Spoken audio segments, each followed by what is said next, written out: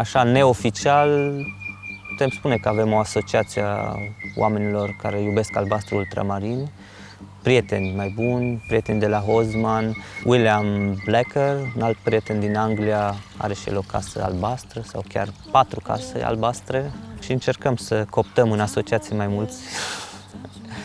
Cred că în ultimii 10 ani am zugrăvit vreo 7-8 case albastre. O casă albastră, zugrăvită și cu bidineaua, suprafața vibrează, nu e plată. Îți induce cumva ideea că în spate, dacă te apuci acum să dai jos cu ciocanul, găsești ceva, se ascunde ceva în spatele ei și îți inspiră vechime. Apă, albastru, pigmentul ultramarin e colorantul. Nu e bine să pui mai mult de 4% praf. Varul e liantul și ne-ar mai trebui, teoretic, un fixativ. O să pun foarte simplu, că nu am altceva decât lapte de bivoliță. Aici sunt o grămadă de rețete tradiționale, începând de la fiere de bou, clei de oase sau clei de iepure, albuș, gălbenuș, lapte, cazeină și până la varianta mai modernă de aracet. 100-200 de grame, deci cu 6 lei și cu un cancioc de var și cu niște apă, adică cu 10 lei poți să zugrăvești camera. Și eu mi-am zugrăvit dormitorul albastru. Și chiar azi dimineață când s-a trezit Fabiola, zic, vai ce fain, e albastru, un dormitor. Am zugrăvit de amândoi. Când zugrăvesc e un boom, e un șoc. Dacă vezi culoarea asta proaspătă, zugrăvită, e atât de puternică încât nu poți să o suporți. Doar dacă știi că se uscă așa deschis. Țin minte când am zugrăvit fațada muzeului, că era corniș albastru, puternic, ornamente albastre, că a trecut un vecin care mi-a zis: băi, Ștefi, dar tu strici strada cu culoarea asta. Am restaurat o fațadă în satul Apoș și am încercat să-l influențez pe proprietar și să-i sugerez albastru și l-a zis: da, da. Deși mi-era clar că nu-i foarte încântat, dar întâmplarea a făcut că el a mers în excursie după câtva timp în Viscri. Și exact se vizita casa prințului Charles, care era tot albastră. Și când a venit înapoi, a povestit în sat că prințul Charles are aceeași culoare la casă ca el. Și era în Apoș singur așa albastră și cumva asta a produs un efect de mulțumire, poate chiar de mândrie și omului îi place casa albastră, dintr-o dată. În pubertate mi-a atras atenția în literatură, Floarea albastră, care există și în germană, Blaue Blume. Mă gândeam foarte mult în ce măsură mă identific cu perioada romantică. Chiar am citit și m-am gândit foarte mult la perioada asta în istorie. Da, atunci m-am îndrăgostit de culoarea asta, fără să știu că o să zugrăvesc niște case albastre. Cred că vine din preocuparea mea cu trecutul și cu timpul. Prima oară am fost colecționar și cumva logic a venit și dorința asta de a putea să și întrețin sau să restaurez ceea ce am vechi, materia, de a nu lăsa materia să se descompună. Sub gri avem un roz, sub roz avem un ocru clasic, galben. Uite, deja apare un strat de albastru. Presupunem că albastrul ăsta e undeva până prin al doilea război mondial sau chiar perioada interbelică. Uite ce bucăți mari. Așa arăta și muzeul. Cu șpacul l-am desfăcut.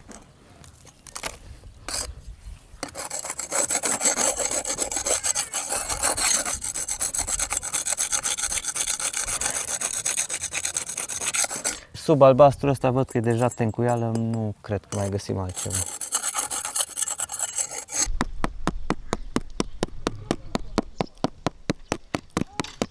Eu n-am mai prins era albastru sau fenomenul albastru, îl știu doar din descoperirile mele, că dacă iau un ciocan și dau jos o tencuială veche, o zugrăveală pe orice casă, orică e la interior, orică e la exterior, găsesc albastru ultramarin în formă aproape pură. Deci mie îmi spune că a existat o perioadă de glorie a acestei culori, pe care eu n-am mai găsit-o. Când m-am născut eu și fiind copil aici în sat, mai mult de 2, maxim 3 case albastre nu erau. Ori eu estimez că acum 150 de ani era undeva la, să zic, 70% din interioare erau albastre și vreo 30-40% din case erau albastre. Din zona noastră am văzut 90% din sate. Dacă mi-arăți o poză cu o casă din zonă, îți spun din ce sate și unde e. Am senzația asta că deja se rulează în capul meu toate fațadele astea. E arhiva Asociației Monumentum, unde au fost documentate peste 100 de sate, adică fiecare casă, fațadă, cu elemente decorative, geamuri, poartă, zeci de mii de fotografii. Sunt aranjate în foldere pe localități și sunt foarte utile deja. După 5 ani au deja o valoare istorică pentru că se modifică foarte mult peisajul arhitectural și deja dispar case, sunt maltratate, sunt modificate. Există chiar străini sau orășeni care cumpără o casă modificată, dar se bazează și pe o poză veche, cum fac și eu. Noi putem să-i preîntâmpinăm cu astfel de poză, să-i ajutăm. Și mai bine restaurezi o casă distrusă de vreme și de nelocuit decât o casă pe care cineva a maltratat-o. Simt plăcerea de a lucra pe ceva foarte, foarte distrus, foarte stricat și a-i oferi din nou strălucire. Suntem pe o stradă mai lăturalnică, fosta stradă românească, se cheamă Părăul Napilor. Și acum 11 ani am trecut pe aici, aveam deja cu fratele meu colecție și căutam obiecte vechi. Am intrat în curtea asta, wow, unde am ajuns. Și întâmplător chiar era de vânzare casa. Avea o stare foarte avansată de degradare, era plină de crăpături, fisuri, deplasări de ziduri, tavane lipsă, podele lipsă, geamuri lipsă. Am început să degajez toate improvizațiile în timp și să ajung la varianta originală.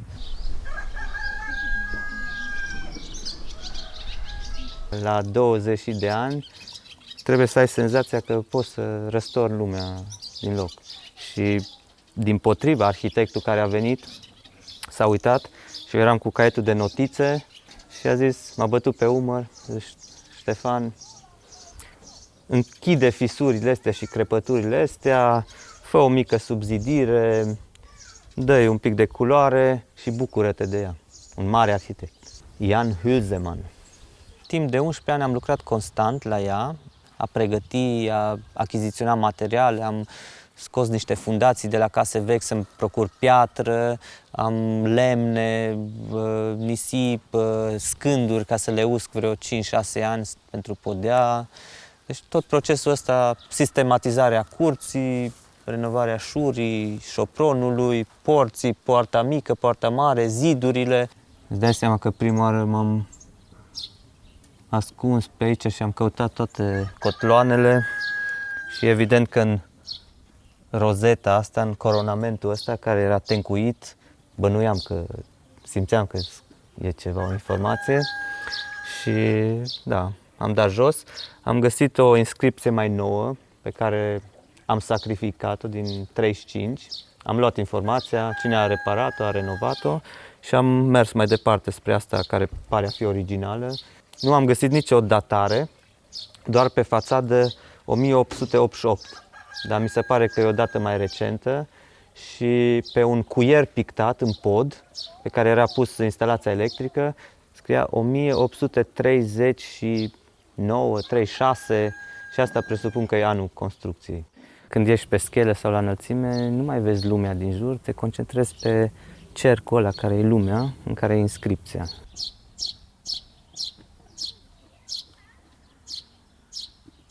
Deci nu dau peste tot, am păstrat pe alocuri albastru original. Aici, în zona asta, a fost o crepătură și sunt reconstituite jumate din I, jumate din S, N, jumate din A, I, S, E, N. Iosif Mitrea și Ion cu J, Albu, maesteri din Bendorf. Ăștia sunt meșterii din Bendorf, din Benești. Interesant e că nu proprietarul a rămas în istorie, ci meșterii. O casă fără șură, fără anexe, e cam expusă, nu are niciun farmec. În timp mi-au venit niște idei. Poți să faci un spațiu cultural în șură, poți să faci un spațiu culinar, poți să locuiești într-o șură. Îmi place să creez niște spații pentru alții, ca să se simtă bine.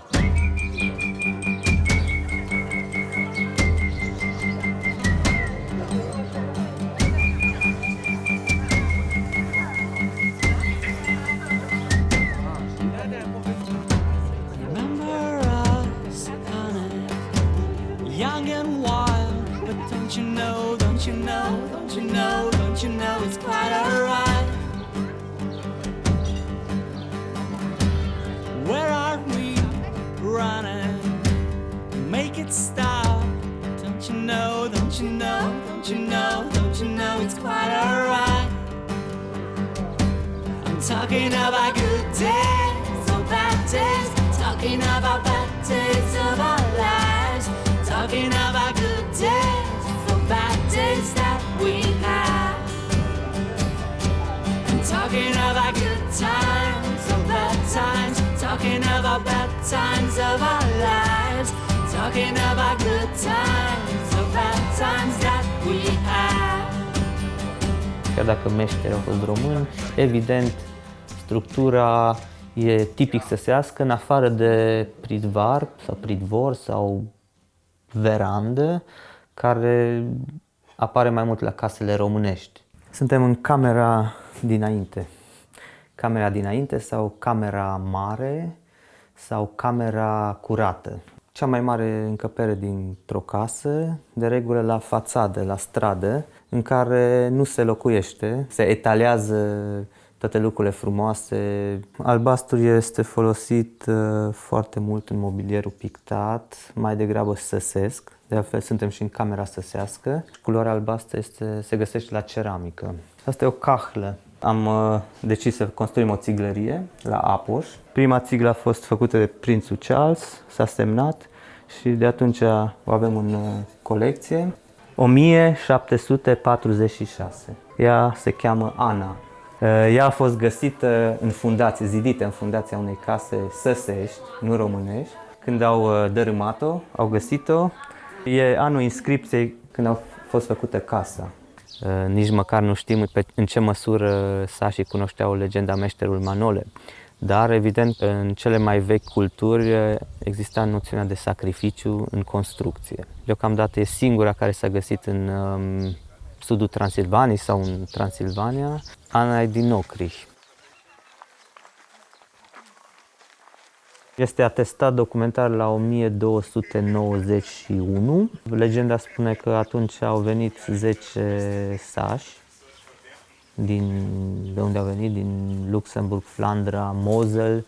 S-au stabilit aici 10 familii și după ce și-au construit case și avea aspect de sat, nu aveau un nume. Careva a propus să ia numele celui mai vrednic dintre ei și și-au dat seama că toți sunt la fel, de vrednici, de buni, meseriași și au numit satul Toți 10, adică în traducere liberă, ceea ce în german se cheamă Alle 10, Toți 10, Alzen. Românii au preluat denumirea și au spus Alzina. Ich freue mich, oder mich besiegt. Asta e în Săsește. Mă bucur că mă vizitați. Cam cum se vorbea acum 800 de ani în Flandra, Luxemburg, Mosela. În sfârșit, după 11 ani, după ce am tot restaurat și construit și reparat casele altora, simt nevoia să-mi fac și casa mea, unde să stau, să am un confort și trebuie să fie și frumoasă.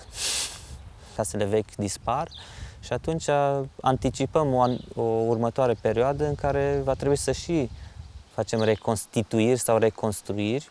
Casa asta a fost dărâmată acum 12, 13, poate chiar 15 ani de proprietari. Au reciclat material, au construit pe aceeași fundație, dar au făcut acoperișul mare, tip mansardă, care nu se încadra în peisaj și am decis să refacem toată casa după 2 poze pe care le avem. Întâmplător sau nu, când aveam 17 ani am trecut pe strada asta și mi-a plăcut exact casa aia veche și am pictat. Am făcut o acuarelă cu niște detalii și o poză și acum asta e baza după care lucrez.